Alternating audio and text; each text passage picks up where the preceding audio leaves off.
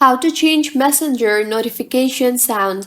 Hello everyone, I am Bishaka and welcome to our channel. I will take you through the step-by-step process on how to change Messenger notification sound. Now let's get right into the tutorial. Firstly, go ahead and make sure you are using an updated version of Messenger, and now open the Messenger application on your device. Here, tap on the three lines on the top left of your screen and further, tap on the gear-like icon, also known as the settings button. You will then see the option for notifications and sounds. Tap on that and then under notification preferences, tap on the text tone option, and now you will see a bunch of options available for Messenger notification.